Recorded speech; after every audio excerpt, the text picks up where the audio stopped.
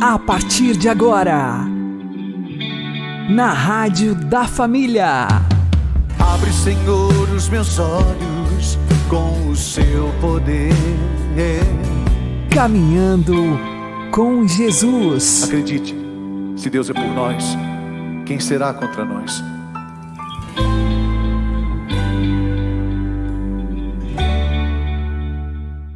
A paz esteja com você, meu querido irmão e minha querida irmã.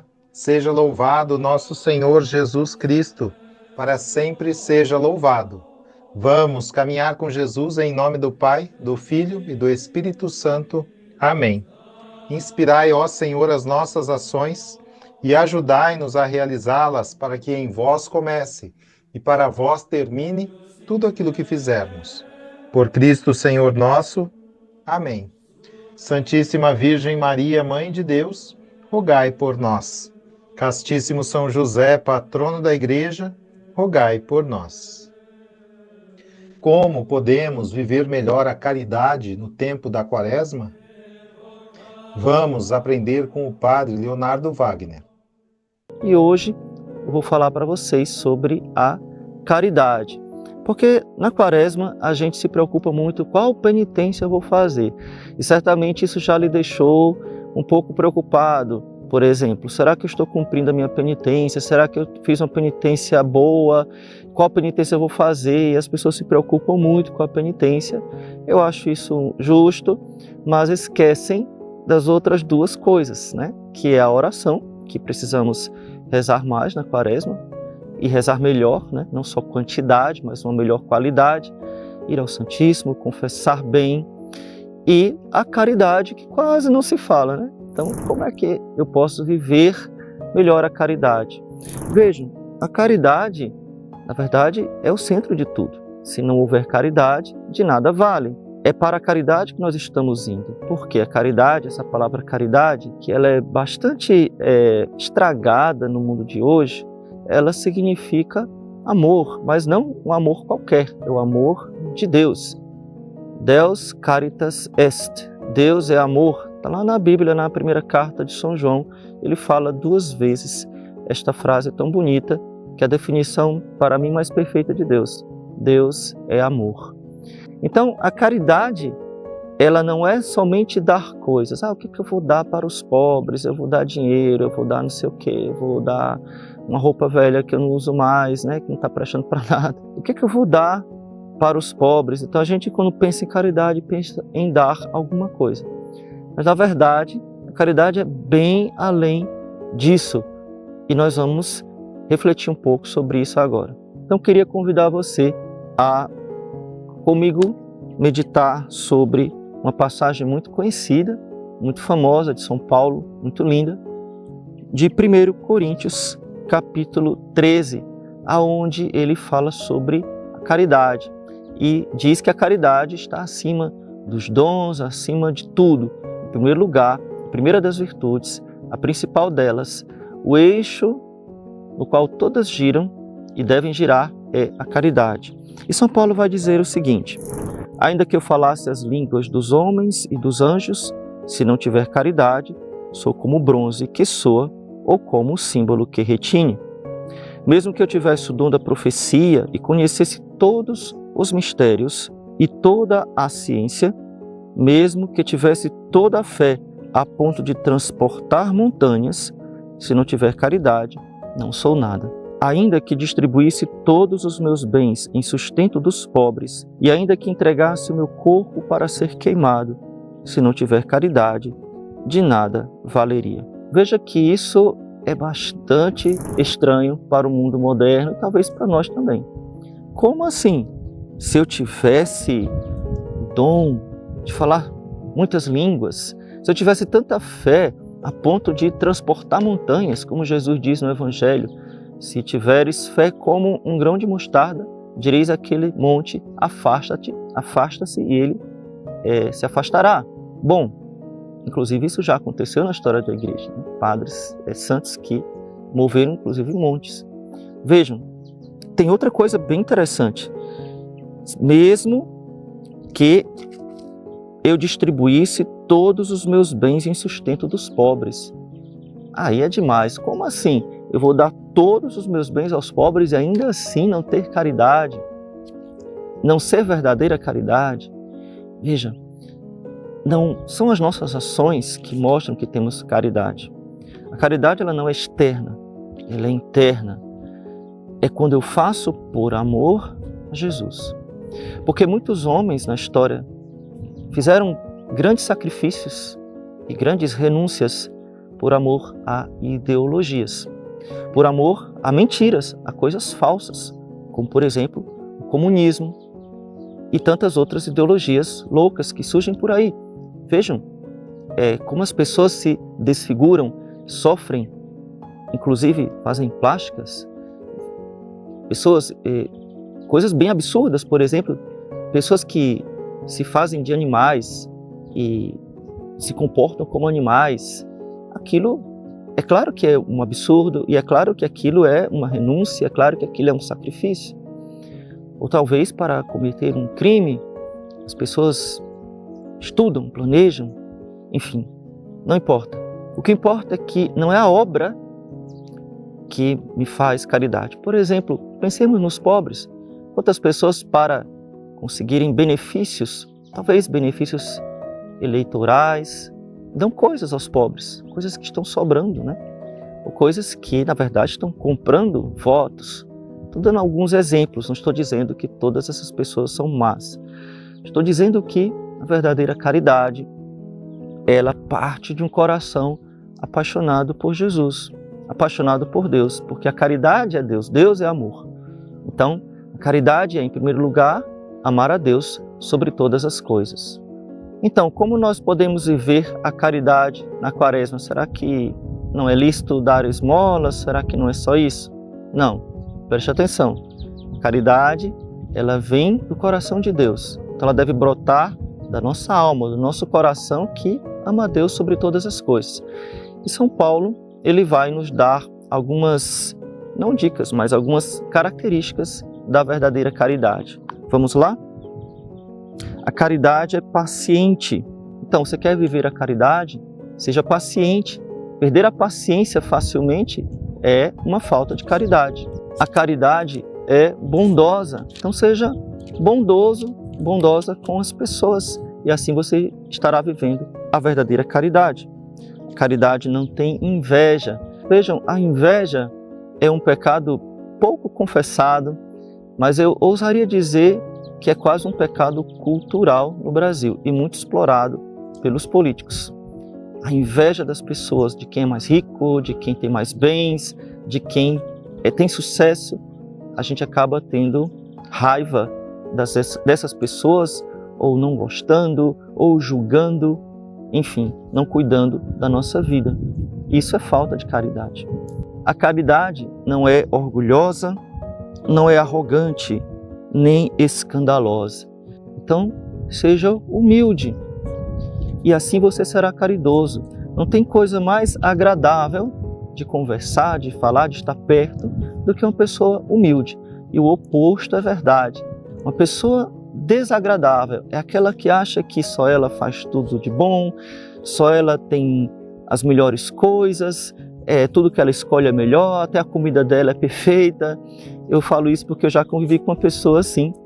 Tudo desta pessoa era melhor. Tudo que ele comprava, tudo que ele pensava, tudo que ele lia, para onde ele ia para os melhores lugares, o celular dele era o melhor. Era muito interessante, porque a pessoa não se tocava que ela era desagradável, sempre com essa soberba de achar que tudo que ela faz, tudo que ela tem, tudo que ela pensa é melhor. A caridade não é escandalosa. Veja, o escândalo é quando eu faço outro pecar. E não tem coisa mais sem caridade do que eu escandalizar o próximo, do que fazer o próximo se afastar de Deus por causa dos meus pecados. A caridade não busca os seus próprios interesses. Vejam como, se nós não temos caridade, se nós não pensamos primeiro no outro, se não amamos a Deus, nós buscamos sempre nos dar bem em tudo. E esse negócio de nos dar bem em tudo, muitas vezes é passando por cima dos outros. Uma competição injusta, ou sempre buscando aquilo que me favorece e que não favorece o próximo. A caridade não se irrita. Pronto, agora todo mundo sabe que não tem caridade, né? Não se irrita e nem guarda rancor. Veja, irritação, e aqui eu quero deixar claro isso, é um sentimento que não depende de nós. Então você pode se irritar no trânsito, você pode se irritar porque quebrou uma vasilha na sua casa e tantos outros exemplos.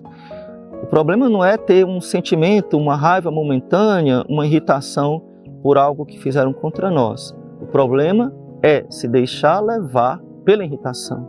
Então eu me irritei no trânsito, eu saio para a briga.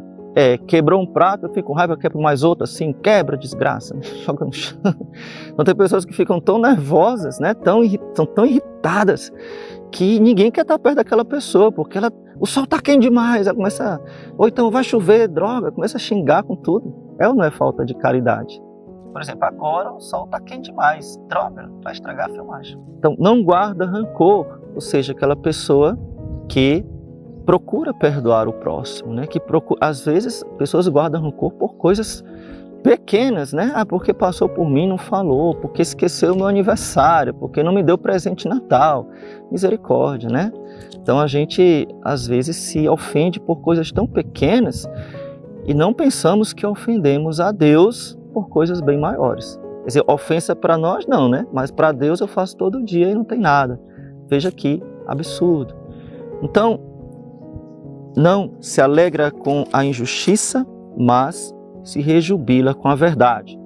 Tudo desculpa, tudo crê, tudo espera, tudo suporta. Quer viver a caridade na quaresma? Então procure ser santo. É exatamente isso que São Paulo está dizendo. Convido a você, depois, em outro horário, quando você puder, pegue a palavra de Deus, 1 Coríntios, capítulo 13, leia, medite, deixe que essa palavra fale ao seu coração. Com certeza vai fazer muito bem a sua alma.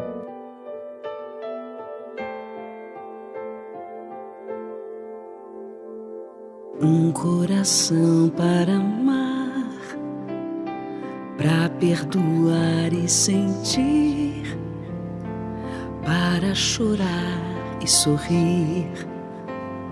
Ao me criar, tu me deste um coração pra sonhar, inquieto e sempre a bater, ansioso por entender as coisas que tu disseste.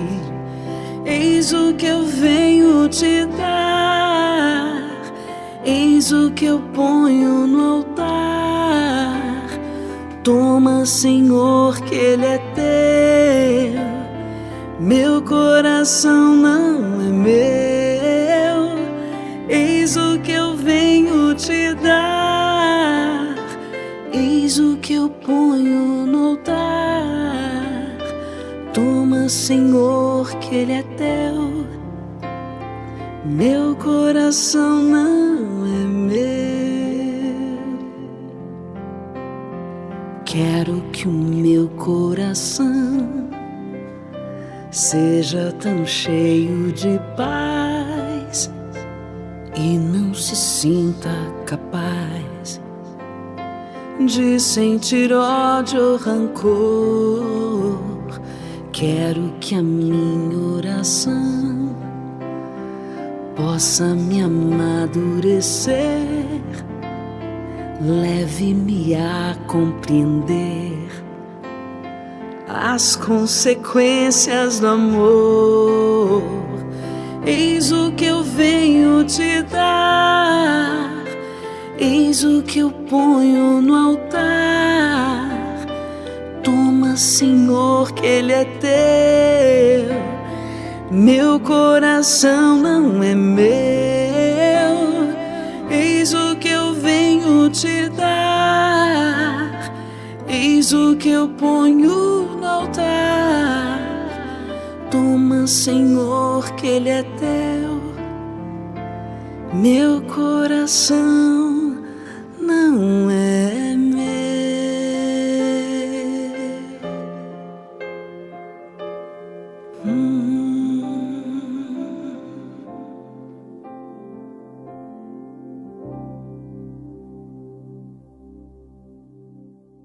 Caminhando com Jesus e o Evangelho do Dia. O Senhor esteja convosco, Ele está no meio de nós. Anúncio do Evangelho de Jesus Cristo segundo São Lucas. Glória a vós, Senhor. Jesus, vindo a Nazaré, disse ao povo na sinagoga: Em verdade, eu vos digo que nenhum profeta é bem recebido em sua pátria. De fato, eu vos digo, no tempo do profeta Elias, quando não choveu durante 3 anos e 6 meses e houve grande fome em toda a região, havia muitas viúvas em Israel. No entanto, a nenhuma delas foi enviado Elias, senão a uma viúva que vivia em Sarepta, na Sidônia. E no tempo do profeta Eliseu, havia muitos leprosos em Israel. Contudo, nenhum deles foi curado, mas sim Naamã, o sírio. Quando ouviram estas palavras de Jesus, todos na sinagoga ficaram furiosos. Levantaram-se e o expulsaram da cidade. Levaram-no até o alto do monte sobre a qual a cidade estava construída, com a intenção de lançá-lo no precipício. Jesus, porém, passando pelo meio deles, continuou o seu caminho.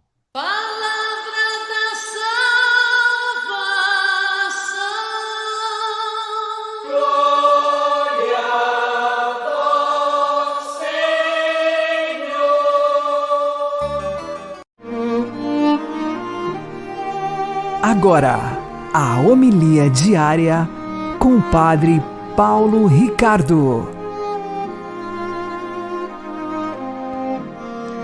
Meus queridos irmãos e irmãs, no Evangelho de hoje, Jesus é rejeitado na sua própria terra, em Nazaré. Ele acaba de ler a profecia de Isaías na sinagoga e, diante da rejeição do seu próprio povo, ele diz: nenhum profeta é aceito na sua própria terra.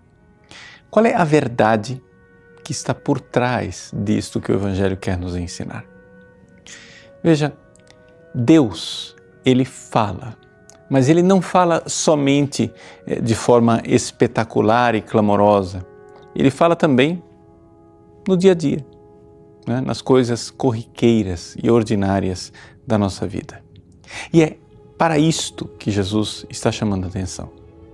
Para o fato de que Deus nos visita. E ali, aquele povo de Nazaré teve a visita de Deus durante 30 anos e não a reconheceram.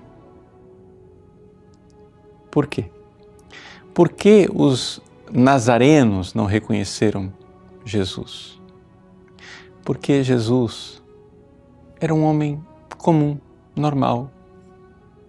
Sim, vivia a sua vida ordinária, escondida, né, no trabalho da carpintaria, servindo aos outros e amando a Deus.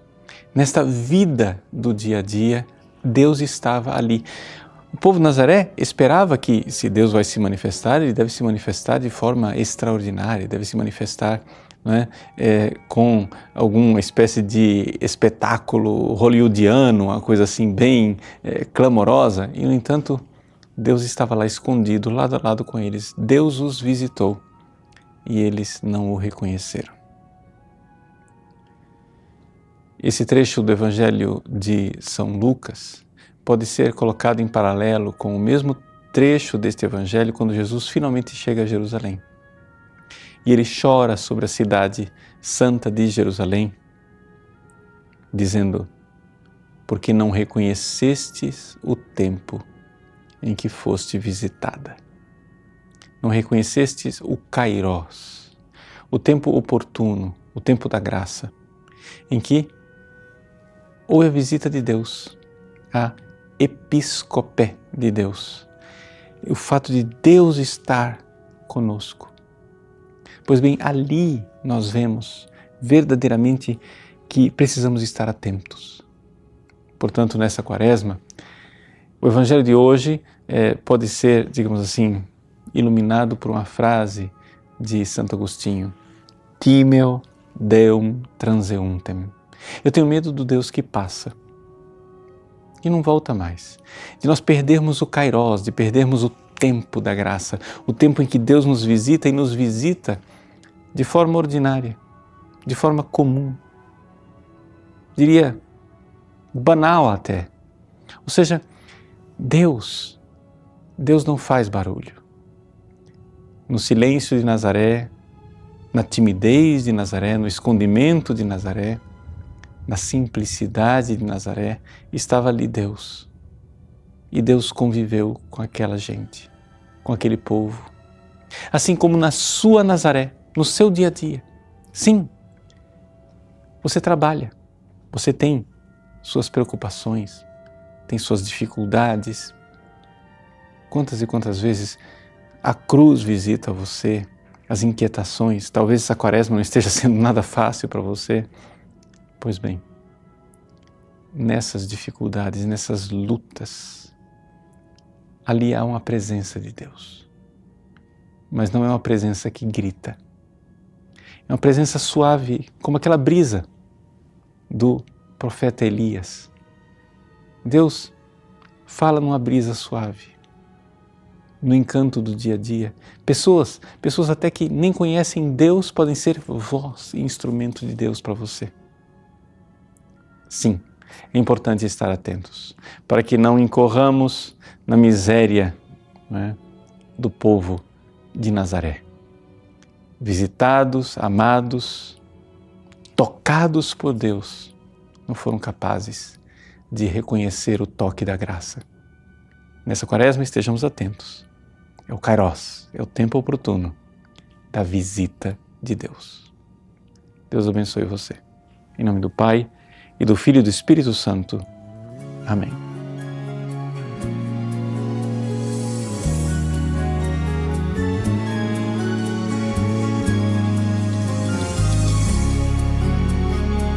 Quando Jesus passa, quando Jesus passa, quando Jesus passar, eu quero estar no meu lugar. Quando Jesus passa, quando Jesus passar, quando Jesus passar, eu quero estar no meu lugar. No meu telônio jogando a rede, sob a figueira ou a caminhar, buscando água pra minha sede, querendo ver meu Senhor passar. Quando Jesus passar, quando Jesus passar, quando Jesus passar, eu quero estar no meu lugar. No meu trabalho e na minha casa, no meu estudo e no meu lazer, no compromisso e no meu descanso, no meu direito e no meu dever. Quando Jesus passar, quando Jesus passar, quando Jesus passar, eu quero estar no meu lugar. Nos meus projetos, olhando em frente, no meu sucesso e na decepção, no sofrimento que fere a gente, sonhando o sonho de um mundo irmão. Quando Jesus passar, quando Jesus passar, quando Jesus passar, eu quero estar no meu lugar. Com meus amigos ou minha gente, com quem da vida já se cansou, a semear e a espalhar sementes na terra onde meu Deus andou. Quando Jesus passar, quando Jesus passar, quando Jesus passar, eu quero estar no meu lugar. Quando Jesus passar, quando Jesus passar, quando Jesus passar, eu quero estar no meu lugar.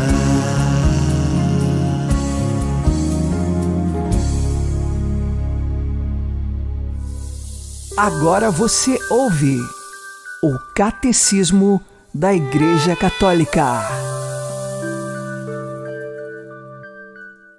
O Dia do Senhor, número 1174. Este é o dia que o Senhor fez, exultemos e alegremo-nos nele. O dia da ressurreição, a nova criação. Jesus ressuscitou dentre os mortos no primeiro dia da semana. Enquanto o primeiro dia, o dia da ressurreição de Cristo, lembra a primeira criação. Enquanto o oitavo dia, que segue ao sábado, significa a nova criação inaugurada com a ressurreição de Cristo. Para os cristãos, ele se tornou o primeiro de todos os dias, a primeira de todas as festas, o dia do Senhor, o domingo. Reunimos-nos todos no dia do sol, porque é o primeiro dia, após o sábado dos judeus, mas também o primeiro dia em que Deus, extraindo a matéria das trevas, criou o mundo, e nesse mesmo dia, Jesus Cristo, nosso Salvador, ressuscitou dentre os mortos.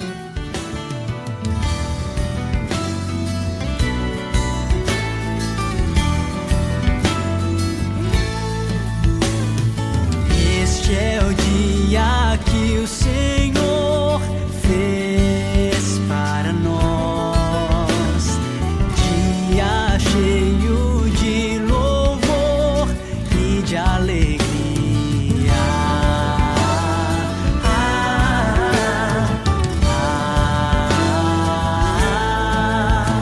Dai graças ao Senhor, porque Ele é bom. Eterna é a sua misericórdia. A casa de Israel agora o diga.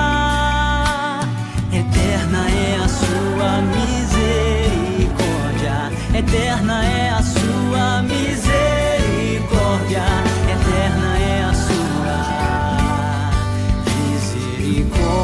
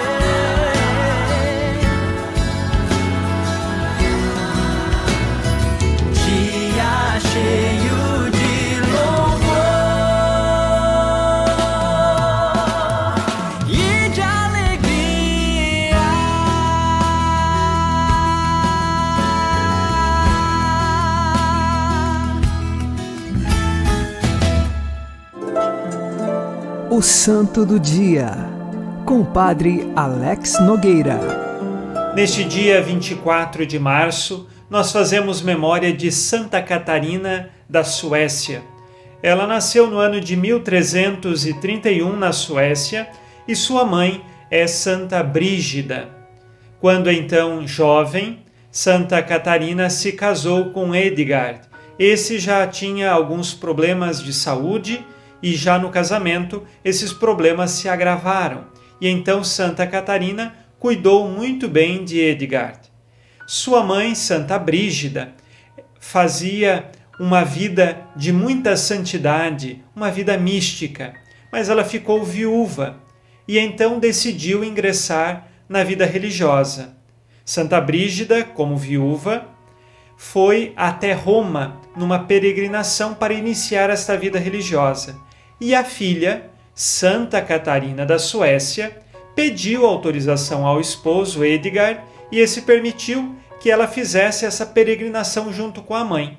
Santa Brígida, a mãe, viúva, foi até Roma acompanhada da filha Santa Catarina da Suécia.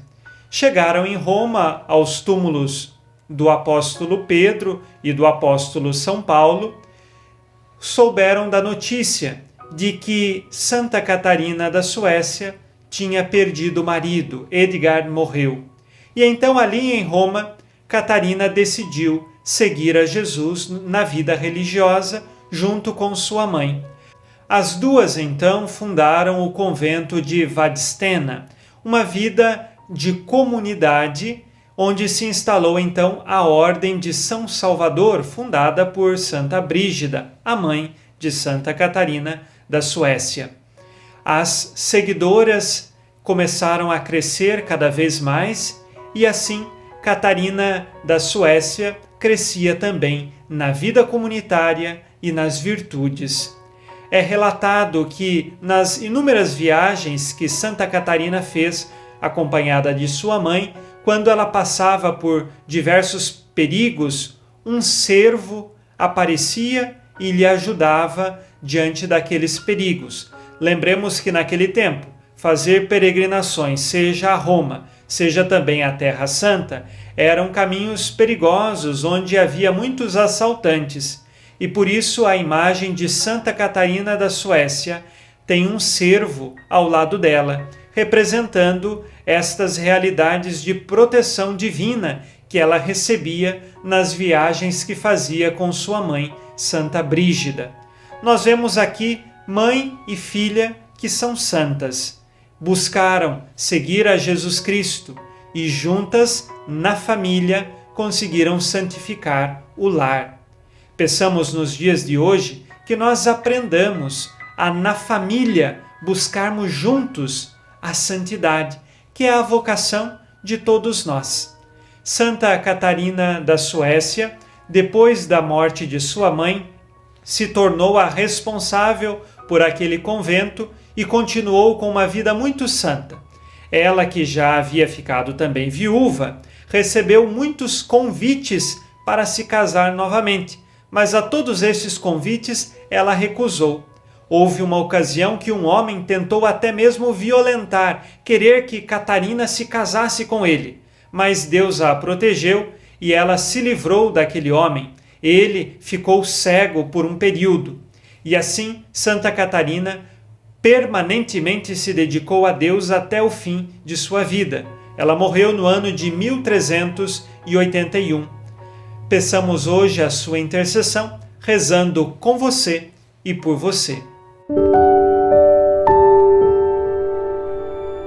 Ó Deus, que chamaste Santa Catarina da Suécia a buscar o vosso reino, seguindo o caminho da caridade perfeita, concedei-nos, fortalecidos por sua intercessão, progredir com alegria nos caminhos do amor, que por suas preces alcancemos, segundo a vontade de Deus, o que pedimos nesta oração.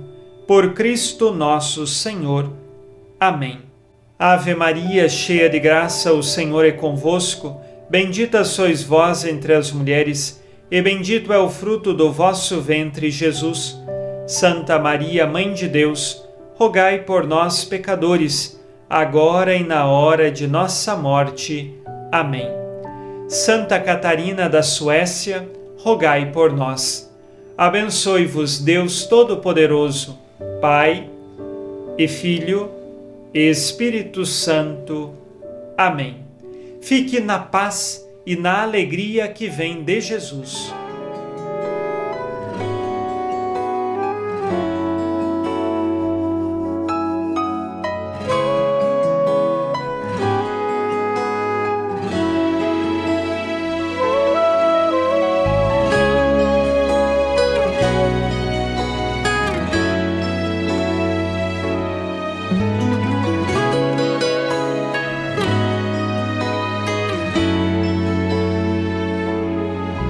Para caminhar, tenho que escutar e calar meus sentimentos, renovar meu sim e deixar cair tantos planos e conceitos que eu fui criando aqui dentro do coração.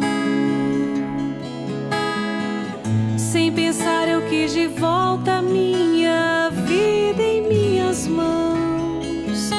Não posso mais viver pra mim. Para caminhar, tenho que escutar e calar meus sentimentos, renovar meu sim e deixar cair tantos planos e conceitos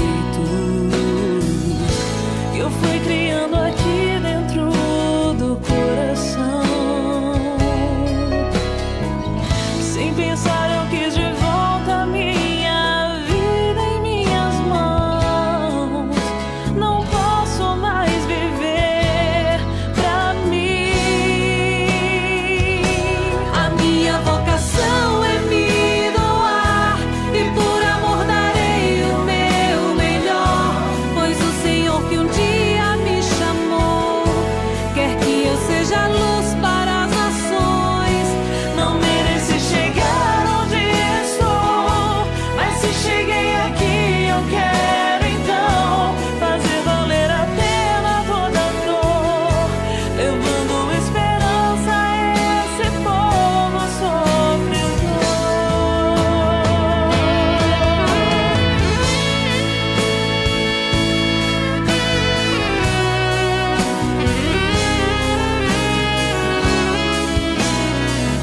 sofredor.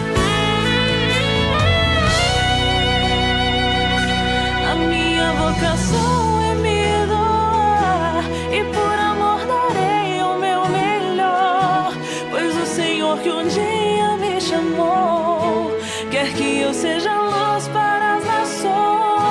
Não mereci chegar onde estou, mas se cheguei aqui eu quero então fazer valer a pena toda dor, levando esperança a esse povo sofredor. A minha vocação é me doar e por amor darei o meu melhor, pois o Senhor que um dia me chamou quer que eu seja luz para as nações. Não mereci chegar onde estou, mas se cheguei aqui eu quero então fazer valer a pena toda dor, levando esperança a esse povo sofredor.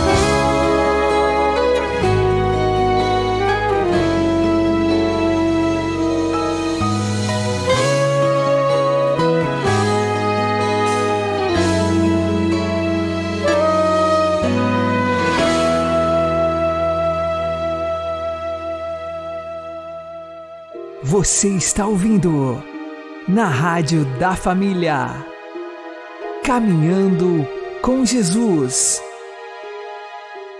No final do segundo século, Santo Irineu, discípulo de Policarpo, põe já em evidência a contribuição de Maria na obra da salvação. Ele compreendeu o valor do consenso de Maria no momento da Anunciação, reconhecendo na obediência e na fé da Virgem de Nazaré, à mensagem do anjo, a antítese perfeita da desobediência e da incredulidade de Eva, com efeito benéfico sobre o destino da humanidade.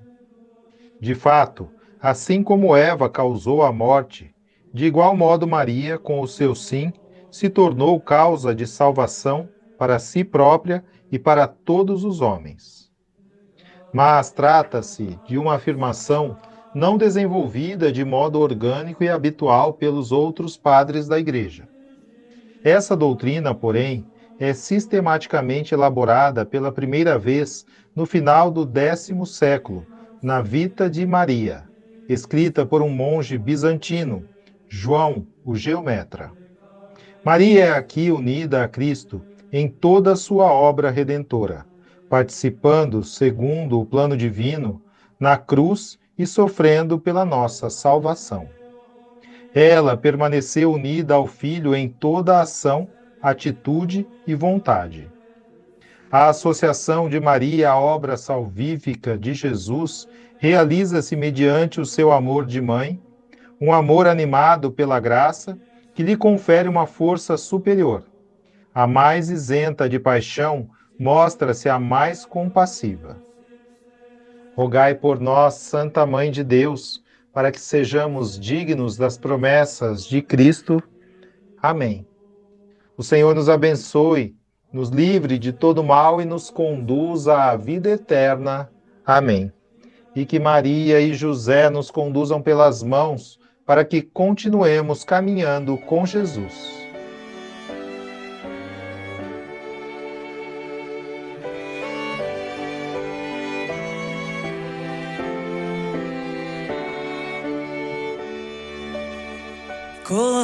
Corredentora, Mãe do Salvador, oh Maria,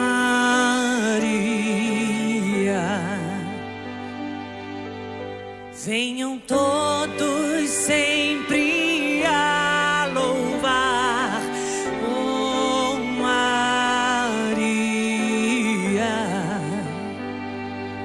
cantem juntos aos querubins e também junto aos serafins, teu amor pra sempre aqui.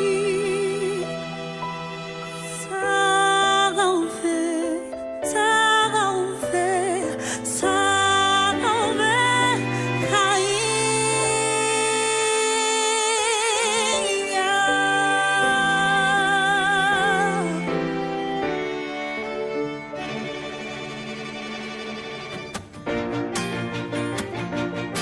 Corredentor.